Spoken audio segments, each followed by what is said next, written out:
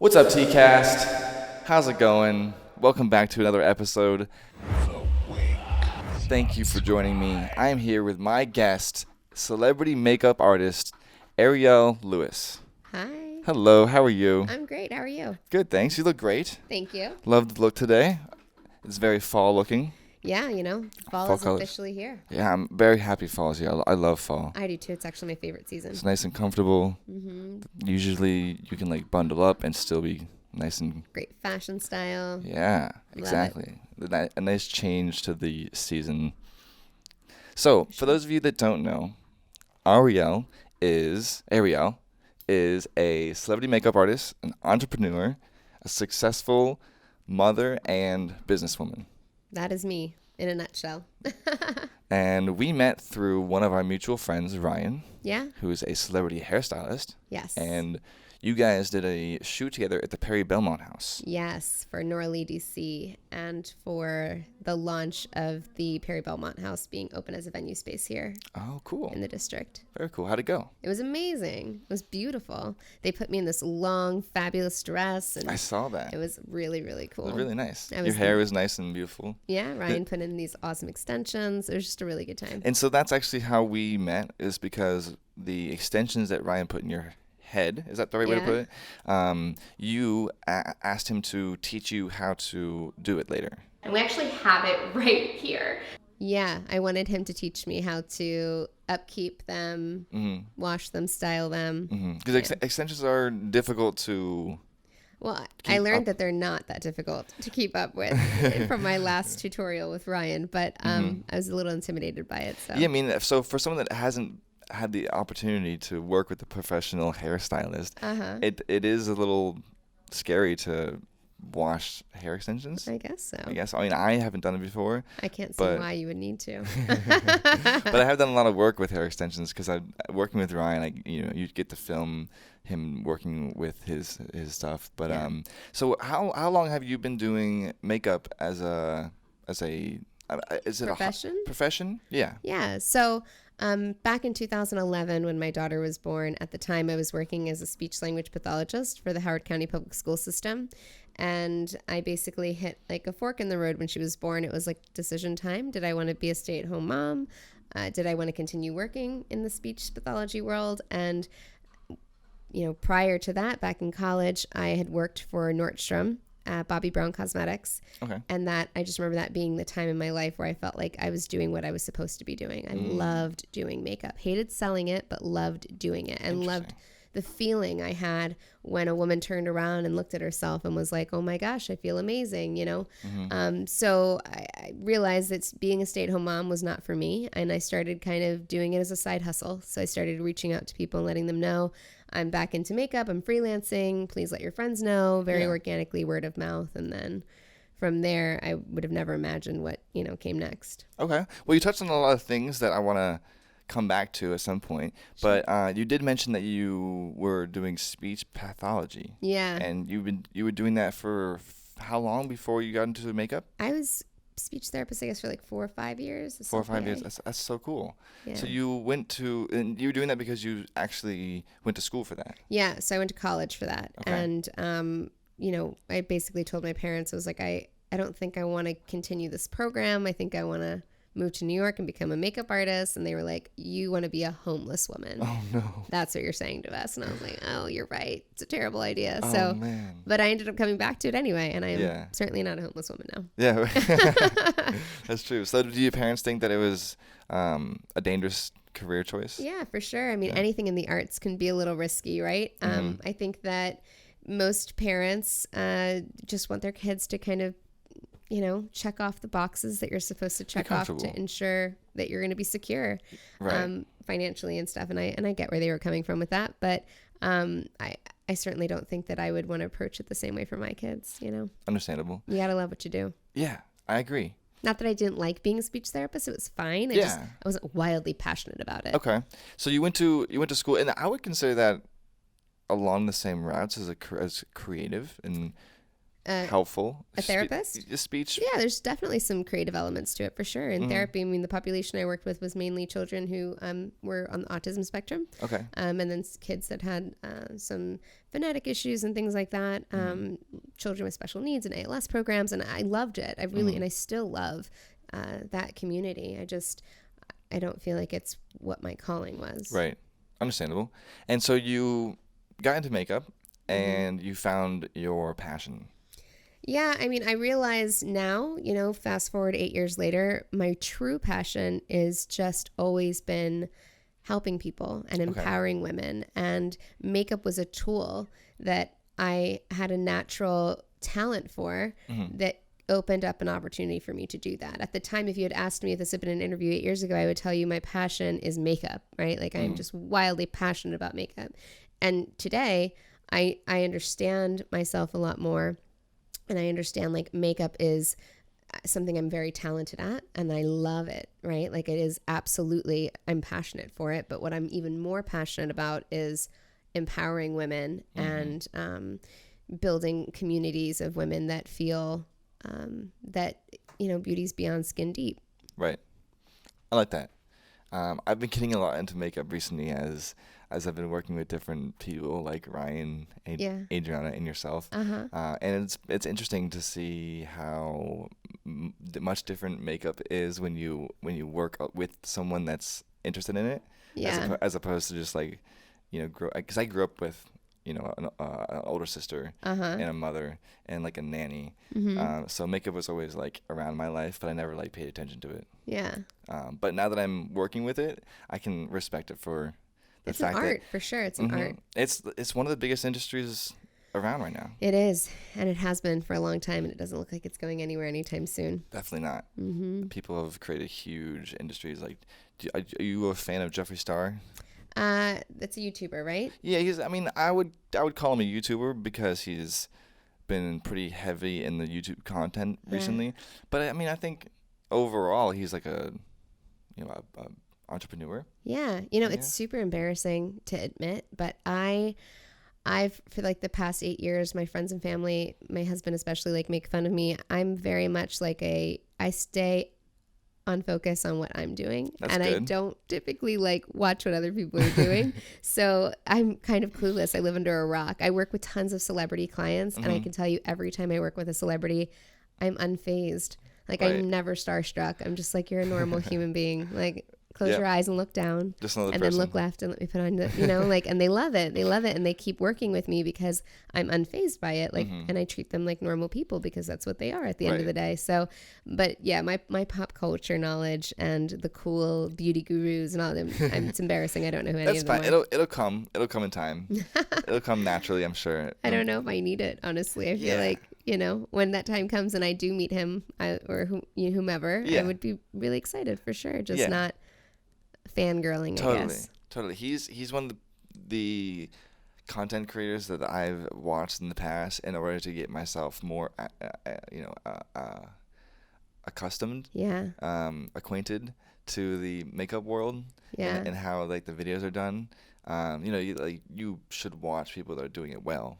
Yes, I agree with that. I need to find more time. Well, I'm not saying you. I'm just saying like that's how I learned to like collaborate with people. Okay. Is by watching the people that they were like looking up to. Yeah. No, I think it's brilliant. I'm saying I need to do that because it's an area of my business that I'm just starting to step into, and I'm completely clueless as to what I'm doing. Happy to help. Yeah, thanks. Awesome. I'll take you up on that. It's a difficult community to get into, but as soon as you get into it, it's very welcoming. That's awesome. It's very welcoming. I'm always up for a challenge. So, your life these days, revolves around makeup. Revolves around just being an entrepreneur in general, right? So I have 3 businesses now. Oh, wow. And people sometimes want to put me in a box as a makeup artist. They're like, so like all your businesses must be makeup businesses. And the reality is like, no, right? Like, so I've got a bridal makeup and hair company. Okay. We do about 400 weddings a year through that company. We've got about 35 team members, including assistants. Wow. And we serve primarily the DMV area. That's awesome. So that team is like my number one, like my bread and butter, right? Okay. Like that's the company that basically started after 2011 when I, quit my job and became a full-time freelance makeup artist. Okay. One of the things I'm most proud of with that company is like, I've had it for 8 years, and the same 3 girls that started the company with me are still hairstylists and makeup artists on my team. So I just think it speaks really highly to like the sense of community and the culture that I've built, the team culture that we have. They're incredible artists. So it's like Jody, Sarah, and Melinda, and then Jessica are like the 4 OGs. Cool. And they're still with us. That's amazing. So yeah. Loyalty. Yeah, a lot of loyalty and mutual loyalty and, love and respect and all of that. So that's one business. The other business is the A-List, which is like an on-site, on-demand production makeup and hair agency / someone can call us very similarly to what is now popular like Glam Squad, where they can say, I need a blowout on Thursday, and they can, we created that before Glam Squad existed. So we use it as a comparison now because they're certainly a much larger company than ours is. Ours is still very much local. But we do have artists actually in various other states. So A-List is that, right? It's like it's an agency, essentially, a makeup and hair agency. But the third piece of it is A-List Experiences. And that is completely nothing to do with makeup. So that is good. An experiential marketing agency. Cool. Yeah. Because you are considered not just a makeup artist, you're considered a entrepreneur, and 100%. you're considered a lot of other things than just a makeup artist. So well, not that there's anything wrong with being just a makeup artist. Not at all. Right? Not at all. But like for it's just me, impressive that you are not only a makeup artist but also focused on doing other things that can supplement. Yeah, I'm a businesswoman at heart. I didn't know that about myself when I first started my business. I was completely just a girl with dreams of having some side money, I guess, for supplementing and helping my family, and doing a craft that I really love doing. But over the years, like, just fell into place. Entrepreneurship is like hardcore my passion and like what I love to do. Yeah, so, I've heard before that if you are an entrepreneur, eventually it will just seep through you, and like you can't do anything other than being an entrepreneur. It's literally how I feel, because it like oozes out of you. If you're not an entrepreneur, then you won't be the person like sleeping on the couch like for like a week and a half, like not showering, because even though that's probably not necessarily what you're doing, but there's this guy who's called Gary V. I love him. Okay, perfect. I do know who he is. Okay, perfect. I don't want to say it in a way that made you feel like you. But yeah, so I actually have a funny story about him. Okay, what is it? Huh? Well, no, go ahead. Finish. Okay, what you're gonna tell me. Basically, Gary V says like if you're an entrepreneur, then like you don't even need me to tell you. You'll know it. Like it'll just seep 100%. through you. But if you aren't an entrepreneur, then like you'll need someone to tell you eventually that you aren't by being just mean to you. Yeah. Like if you can't do this, then bro, you're not an entrepreneur. Right. Or right. whatever, it's wild passion for what you're doing, and when you come to the realization that wild passion isn't even like whatever you're working on right now, but it's the pursuit of just the building of the dream and the manifestation of making it actionable steps all the way through, and that hustle and grind and grit to getting an end result and a product that you can sell, that no matter what it is that you're selling, like that's to me, like that's how you're just like, you're an entrepreneur. You can't stop doing that. You can't stop chasing that. So I've found that over the 8 years I've found other ways. Like bridal became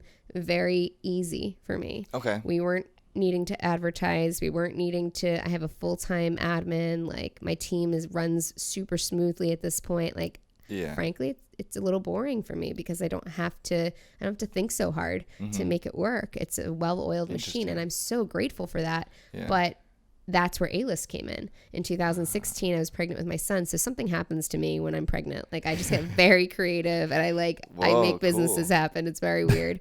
So when I'm pregnant with my son, I was like, 9 months pregnant, waddling around, like creating these photo shoots, I was like, I've got this vision, and we're going to call it the A-List, and it's going to be everything non-bridal. So I spent a lot of time, blood, sweat, and tears developing that. Wow. Launched that.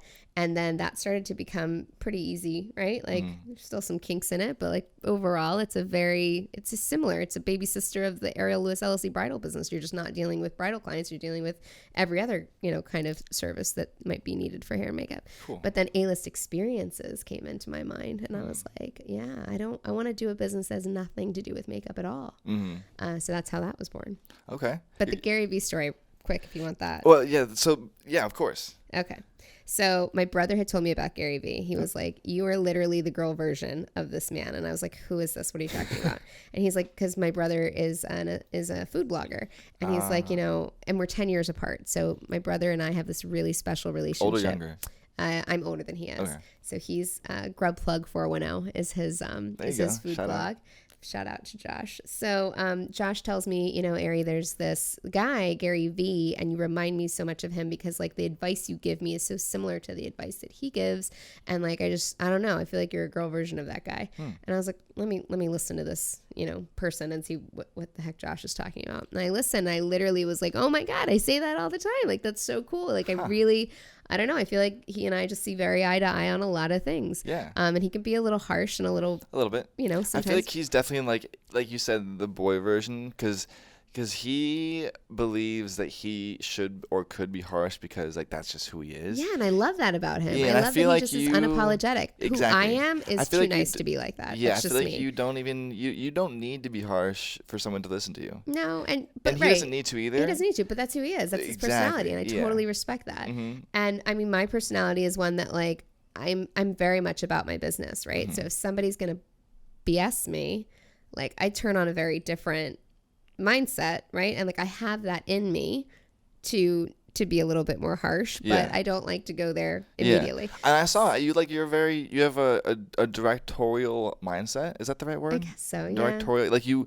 know what you're going for, and then when you realize like that you've gotten your point across, you're able to like let it go. Yeah. Kind of like you're like, okay, you set the standard, and then once the standard is set, you're able to ease your mindset. Yeah, I guess that's a good way of putting it. I never thought of it that way. So randomly what happened was I had been listening to his podcast, and over Memorial Day weekend, he had this guy come on to his podcast, called in, and it was like, give me advice, and so this guy, David Hernandez, calls in, and he's basically saying, I have all these dreams, but I haven't followed them. I haven't pursued them. I'm not happy. And he's like, Gary's like, well, what do you want to do? Like, what should you be doing? He's like, I want to do film, right? I want to do photography. I want to do film. I want to do these things. And he's like, all right, so like, what the fuck is stopping you, right? Like, just do it. And he's pushing him and pushing him. And I'm really enjoying this conversation and what he's saying. He throws out his Twitter handle. I go onto Twitter and I see like who this guy is. And I don't know what came over me, but basically, long story short, is Gary ends up giving this kid $1,000 and tells him to get his ass on a plane to Los Angeles and to move there from Texas. And he's like, do it, and do it now. Prove to me that like you're really gonna do this, right? So the boy gets on the airplane, goes to LA. I, for whatever reason, decided to tweet him or Instagram him. I can't remember which one I did that I got in contact with him. And I was like, listen, I would love to work with you. I would love to mentor you. I would love to like help in any way that I can. I feel like some of the things that Gary was saying really resonated with me for you because I would listen to the whole conversation. Give me a call. I'm sure you're getting like bombarded with people wanting to work with you right now, but like just call me if you want to. So the guy ends up calling me, and I very clearly said to him, look, like you're going to get a lot of offers of people that want to work with you, and point blank, the only reason they want to work with you is because Gary Vee just put you on blast. So like recognize that. Yeah. Know that you're going to have a huge pool of people that are willing to do something with you collaboratively, but make sure that it's something that's mutually beneficial for you and that other person. So give me some examples of things that are coming in. He's like, real estate agents want me to follow them around and film them. I'm like, cool. Is that what you want to do for the rest of your life? Is that good content for you? And he's like, no. I'm like, okay, so I'll fly you to Baltimore. And like, here's what I think we should do. I think we should do what you want to do. I think we should go to New York, and I think that we should like film, and you can do behind the scenes of my life, and you can do content that you could actually use to sell services that you want to sell back in LA. So I ended up flying him here, and he stayed with us for a weekend, and it was awesome. But it was all because of Gary Vee. So that's my Gary Vee story. Wow. That's amazing. Yeah, it was cool. So you actually worked with him and everything? Yeah, I brought him out here. That's I so worked cool. with him. I helped him just kind of understand some of the like navigation that he's going to have to do. And wow. I mean, he's just starting out. How old is he? He's like 22. Okay. 21. He just turned 21. Wow. Yeah. Okay. Very really cool. great guy. He's got a lot of ambition. Huh. But you know, it's intimidating. The world is intimidating. Yeah. And so I wish him a lot of luck, and I've enjoyed, you know, continuing to keep in contact with him. Yeah. Well, so you mentioned a lot of things that you did with this guy, and you mentioned in the past, we've been talking about your makeup and your companies and stuff. So for those of you that are interested in finding out more about Ariel and the things that we haven't talked about, you can follow her on Instagram at Ariel Lewis LLC. Yep. My Instagram handle is Ariel, Ariel, Lewis, Lewis, LLC. No like dots or I'll put it on the screen for you, but it's good. Thank you for spelling it. That'll help me. So that'll help me later on. And so, is there anything that we haven't touched on that that you're looking to do in the future that you are maybe they would find interesting? Sure. I'm not sure why I'm stuttering so much, but it's like YouTube. Is there anything YouTube wise that you're looking forward to doing? So, social media, it was one of those components of my business that I just didn't understand for a very long time. I had zero interest in it. My businesses had grown so organically old school, very like, you tell your friend and the friend tells the friend, and like word of mouth, and like the only PR I had done was things like news segments and being featured in magazines and stuff like that. So very like traditional style, but never paid for advertising. And then I started realizing, with this wave of new makeup artists, like everyone and their mom is a professional makeup artist now that graduated from like the school of YouTube, right? Like these women really know what they're doing. They're incredible artists, but a lot of them I find are really great artists at doing their makeup themselves, right? But not necessarily doing makeup professionally for other people. So if you put like a 90-year-old Hispanic woman in front of them, or a 50-year-old African-American woman, or a 20-year-old Korean woman in front of them, like they are not versatile enough to be able to do it professionally for all of these different ethnic backgrounds and skin tones and things like that. So to me, a true professional makeup artist, that's what makes you a professional, is that you can do all of it, right? Not just like your own makeup really well. Yeah. So I found that like I needed to really embrace the social media world. Like I had no choice. Like if I wanted my business to succeed, it's scary out there. Get your ass on Instagram. Like you have scary. to do it. So I started really paying attention to Instagram, and like I did what a lot of business owners do. And I've never shared this before, but like this seems like a good opportunity to spill the tea and share the dirt. So when I first started my business back in 2011, I opened up an Instagram account pretty much immediately and took the advice of many people, which were like, you're the entrepreneur, you're the business owner, you don't have time for that. Like pay a company to run your Instagram account, and like that's what business owners do. Business owners, this was before people were like, this is before influencers and all of that kind of stuff. It was just like, if you're a business, you're not trying to be the face of the camera, you're trying to just get a business and like get ads and get whatever. So I hired a company to do my Instagram for me because I thought I didn't have time for it, and I wasn't getting results that I wanted. I wasn't making any connection on there. I was like, who are these people? I've zero connectivity to anyone on the other side of this. Like this follower count goes up and down. I don't even know what that means. And like, the comments are really low. Like there's no engagement. Like it's a dead site basically that I just throw a bunch of like pretty bridal photos up on. Okay. So I started reading, because that's what I do. I'm crazy. Like that's where the entrepreneurial spirit comes in. Like there's a lot of things I don't know about, and that's why there's books to read about them. Amen. So I read a book called #Influencer by Brittany Hennessy. And that book, my intention was to read it to understand how influencers work and how to connect with them, and how to maybe collaborate with influencers so that they could help me promote my business, my bridal business. Okay. But in reading that book, a light bulb went off for me, and I was like, wait a minute, like I do all of these things. Like I could be the influencer. So a big shift happened at that point. I completely fired that company. I took 100% control over my Instagram. No one else touches it. It's like my baby. It's grown tremendously. We have tutorial Tuesdays, my DMs, like I never wake up with less than 30 DMs in my inbox. Like I'm talking to people constantly on there. I know the people, like just last night I was at an event, a girl comes up to me, she's like, I follow you on Instagram. Like I was like, I recognize you. Like we talk all the time. Like, you know, how's it going? First time we met in person. It was awesome. I love that. And so the next progression of that was YouTube. I'm like, all right, I'm going to start this. And I'm super intimidated. I have no idea what the heck I'm doing. I'm totally going to take you up on helping me out with that platform. But it's just constant involvement. That's what business is. It's a constant evolution, a constant never, ever, ever am I like complacent and just satisfied. Like you're just constantly seeking That's good. growth. That's good. Fantastic. I'm proud, very proud. I'm very honored to be sitting here with you, and I appreciate you coming by and lending me some of your knowledge and hanging out with me. For those of you that want to know more about Ariel and her company, follow her on Instagram, Ariel Lewis LLC. And thank you again for stopping by and joining me here on TKAST. And we look forward to seeing you again sometime soon. Sounds great. Thanks for having me again. Of course. See you guys. Watching The Wink. Don't forget to like and subscribe and hit that bell icon for new notifications. Doodle doodle. Wow, ew. I'm just kidding.